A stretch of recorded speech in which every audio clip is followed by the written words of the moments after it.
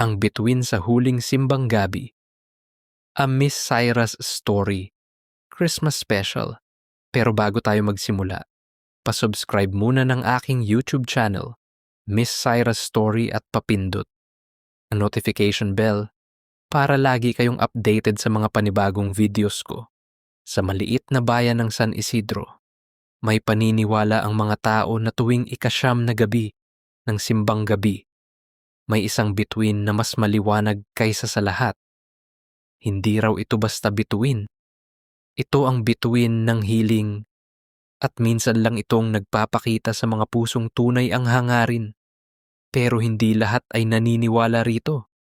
Si Elena, isang 16 na taong gulang na dalagita, ay hindi na umaasa sa mga himala. Mula nang pumanaw ang kaniyang ama, tila nawala rin ang saya ng Pasko sa kanilang tahanan. Ang dating punong-puno ng tawanan at awitan ay napalitan ng katahimikan at pagod na buntong hininga ng kaniyang ina. Tuwing gabi ng simbang gabi, sumasama pa rin si Elena, hindi dahil sa pananampalataya, kundi dahil ayaw niyang mag-isa ang ina niya. Ang gaggabi ng hiwaga, dumating ang huling gabi ng simbang gabi. Tahimik ang simbahan, puno ng kandila, at may malamig na hangin na tila may dalang bulong ng nakaraan. Habang nagdarasal ang lahat, napansin ni Elena ang kakaibang liwanag sa labas. Lumabas siya saglit at tumingala sa langit, at doon niya nakita isang bituin.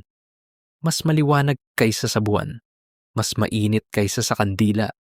Dahan-dahan itong kumikislap, parang tumatawag.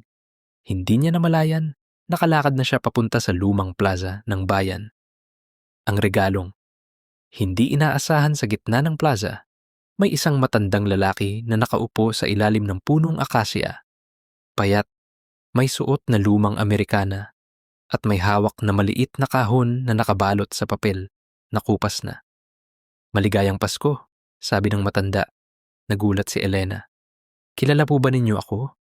Ngumiti ang matanda. "Kilala kita, higit pa sa inaakala mo." Iniabot nito ang kahon. "Buksan mo kapag handa ka ng umunawa," dagdag nito. Bago pa siya makapagtanong, naglaho ang matanda. Kasabay ng paghina ng liwanag ng bituin, ang lihim sa loob ng kahon. Pag-uwi niya, hindi agad binuksan ni Elena ang kahon. Inilapag niya ito sa tabi ng maliit nilang parol. Kinabukasan ng madaling araw, nagpasya siyang buksan ito. Sa loob, may lumang rosaryo, isang larawan ng kaniyang ama, at isang liham. "Anak, kung binabasa mo ito, ibig sabihin ay handa ka nang nangumiti muli. Ang Pasko ay hindi nasusukat sa dami ng handa, kundi sa tibay ng pagmamahal. Huwag mong hayaang mawala ang liwanag sa puso mo." Nanginginig ang kamay ni Elena. Kilala niya ang sulat kamay. Sa likod ng larawan, may nakasulat, "Magtiwala ka, hindi ka nag-iisa." Ang pagbabalik ng liwanag kinagabihan, niyakap ni Elena ang kaniyang ina. "Ma, masaya pa rin ang Pasko," sabi niya habang umiiyak. Sa unang pagkakataon matapos ang maraming taon, sabay silang nagdasal, hindi para humiling, kundi para magpasalamat.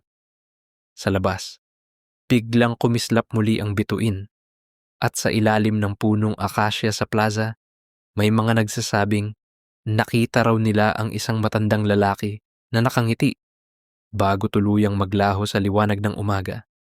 Aral ng kwento, ang Pasko ay hindi nawawala. Nagtatago lang ito sa mga pusong sugatan. At kapag handa ka ng magmahal muli, babalik ang liwanag, tahimik at totoo. Salamat sa pakikinig, at maligyang Pasko. Mag-subscribe ka na para lagi kang updated sa mga bagong videos ko. Salamat!